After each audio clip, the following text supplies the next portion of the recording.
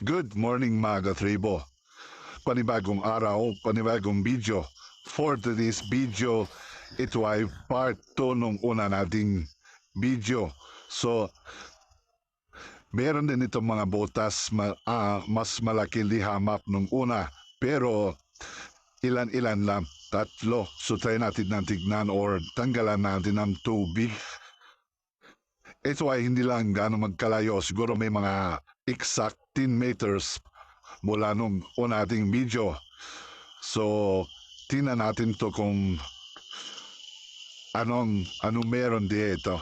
So, so test natin dyan, comment kung may kahulugan ba to. So, dito nga tinatanggalan natin ang laman. So, may mga putik-putik sa loob. So, kailangan natin itong tanggalin at saka alamin natin kung ano ba talagang laman nito.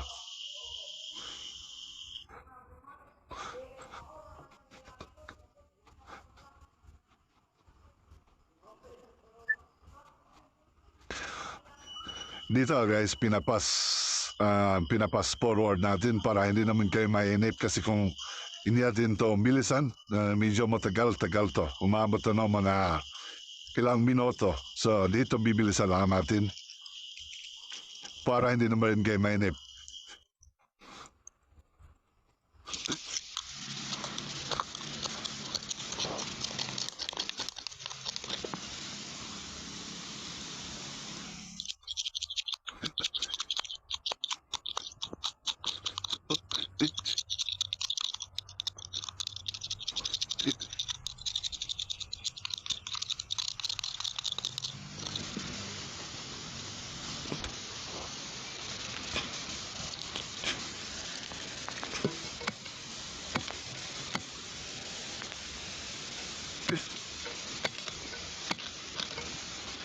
Siguro.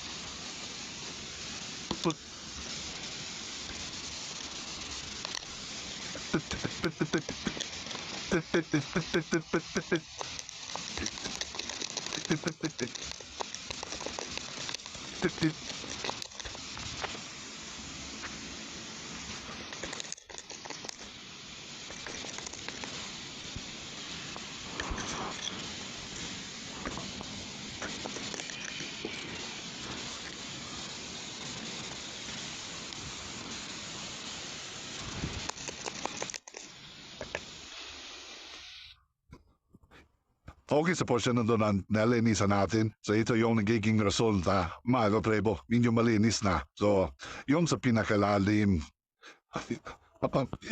Ayan, yan. Yung sa... actually, yung nakita nito yung parang lumutang yung ibabaw lang yung dark green. And then yung the race, akano na yan at ang ng lupa yan. Yung butas pang yung nakikita natin dyan. Then yung hinukay natin ng bagya, yon mayroong mga ano sa ilalim. And then, yan na. So, pag, yan, siguro naman hindi siguro nature yan. So, ano guys sa tingin niya? Nature ba yan or man-made? Ayan, parang isda o para mata. So, ano ba sa tingin nyo dyan?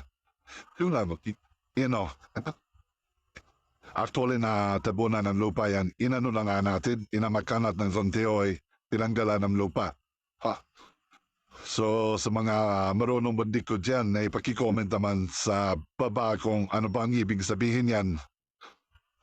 Yan ba ay nature lang or talagang man-made? Ay, hindi ko na rin hinugay yung pinakalalim yan. Isimi, parang malalim na. Minyo may kalakihan din yung bato. Hanggang yan lang yan.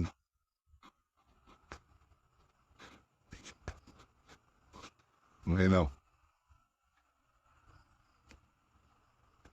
Maraming salamat sa natin mga sumusuporta sa atin na partikular sa mga OFW. Maraming salamat. And sa lahat ng hindi nag-follow, of course, Tara dahil dyan.